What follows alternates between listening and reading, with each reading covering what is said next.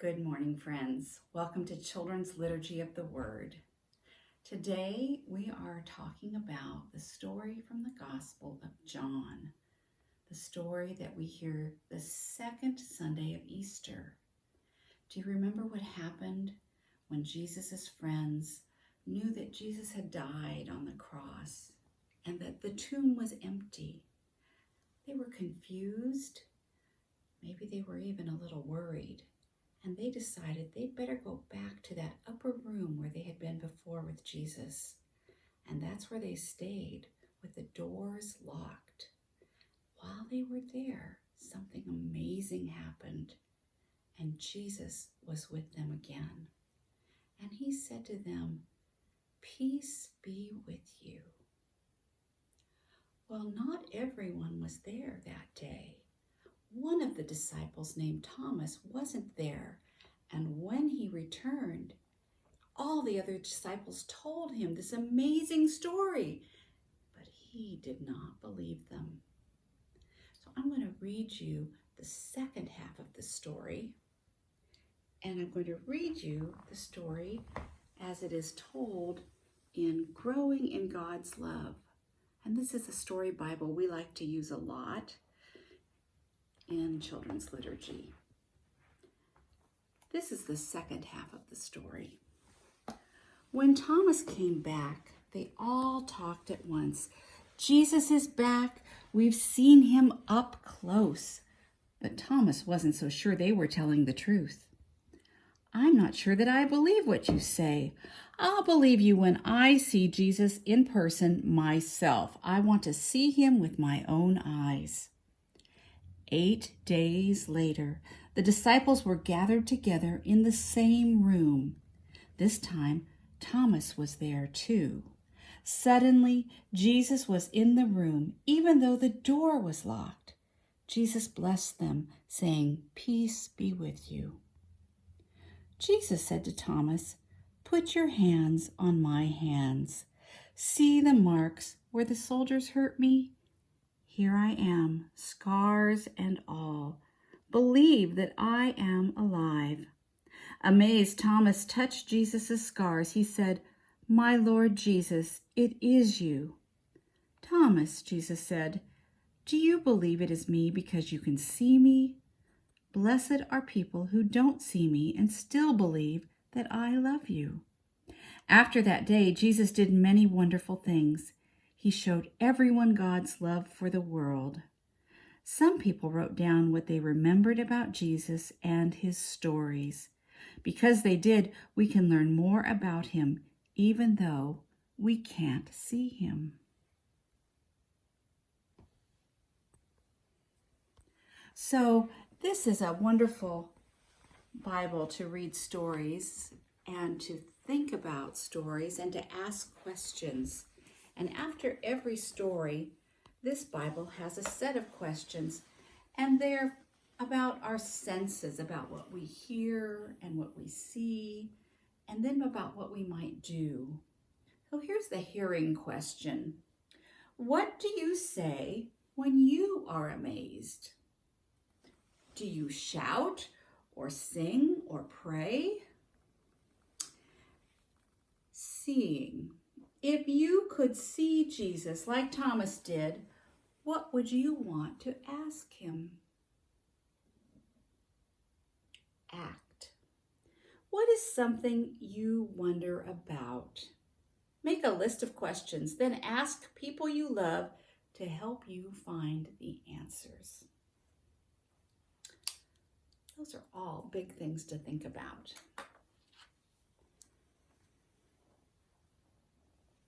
Now is a time that you might find you are with your family a lot.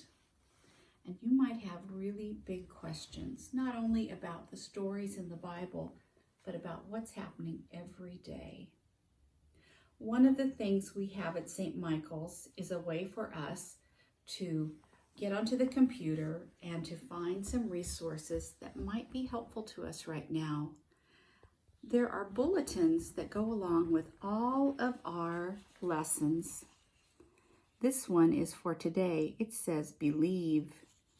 and it has some questions and things for us to think about, and to think about Thomas, and to think about Jesus, and to think about what we believe and why we believe. Here's a picture that hasn't had any coloring done to it at all, so you can make this your very own picture. This is the way I colored the bulletin, but you can color it any way that you want to. One of the things I want to share with you is a prayer that they included this week, and I colored this prayer, and while I colored it, I thought about the words. So I'm going to read these words to you. God of presence and strength, help us feel you here with us when we are anxious or afraid. When the future feels unwieldy and uncertain, we know nothing is unknown to you, O God. We know you are our rock and our comfort in times of trouble. Give us wisdom and courage to make changes that will help things get better. Amen.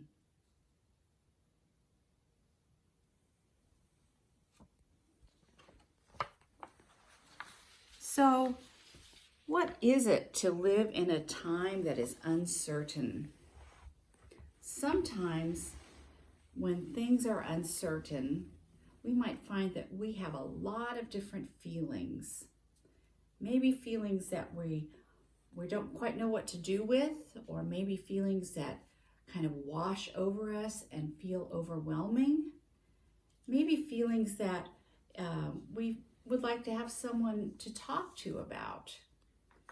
So I want to encourage you to talk to your family if you can.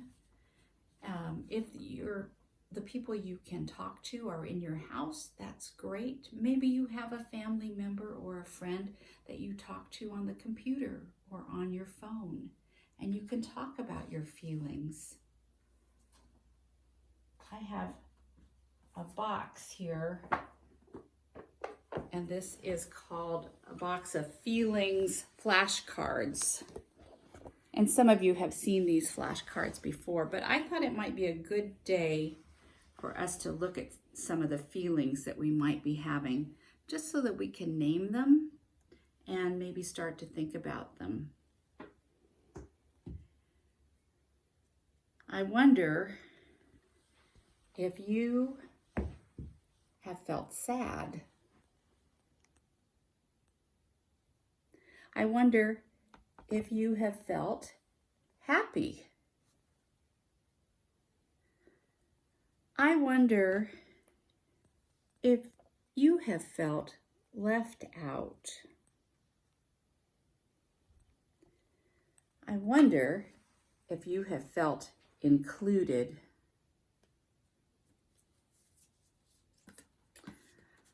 I wonder if you have felt friendly. I wonder if you have felt mean.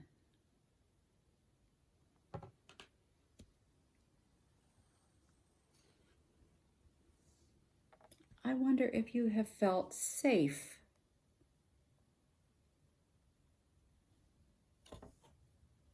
Or have you felt frightened?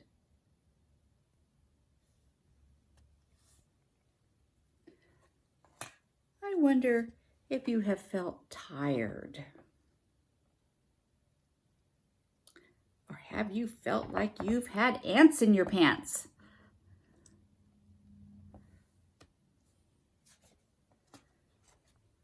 I wonder if you have felt lonely.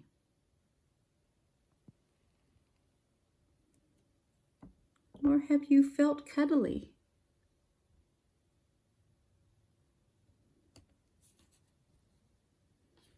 I wonder if you have felt disappointed.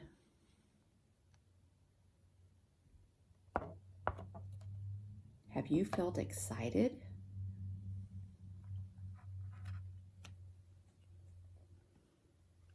I wonder if you felt angry.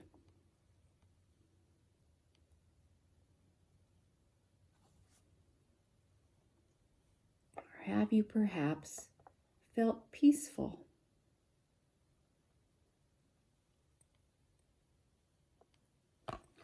I was thinking about the story and about all the things that Jesus could have said to his disciples, to his friends, and that the first thing he said to them was, "Peace be with you." And that's a wonderful thing to hold on to, and it's not always an easy thing to do. So whatever you are feeling, if you're feeling peaceful or excited or mean or frightened or tired, whatever you're feeling, that's okay, because this is a time for lots of feelings. It's also a great time to share those feelings with your family and to talk to them and to maybe say a prayer together. This might be a prayer that you like to say together with your family, or maybe you already have a prayer that you really like to say together. But maybe saying a prayer like this will help you to hold all of these big feelings.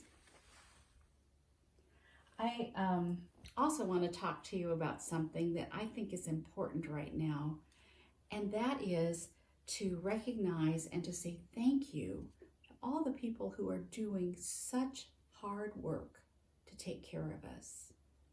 Some of those people are people we might even know, people who are in our family, who are doctors or nurses or teachers, or people who work in the grocery store, or people who drive trucks and drop off packages. To say thank you. Thank you for working so hard to take care of all of us while we're trying to stay healthy and to do the best we can to help other people. One other thing on our website that you can find are some pictures. If you have a computer at home with a printer, you can find some pictures on the computer that say thank you. This one says thank you, nurses, and you can certainly make a picture that says thank you, doctors. I don't have a picture that says thank you, teachers, but that would be another nice picture to draw, wouldn't it? And maybe you can just put that in your window at home. At St. Michael's, we put a big banner up on the side of the church that says, "God bless and protect all of the first responders and all of the frontline workers, all those people who are working so hard to take care of us." And what we can do to take care of each other, if we're not a doctor or a nurse or a teacher, one of the things we can do is we can remember to stay home as much as we can, to stay safe, to stay healthy, and to stay hopeful.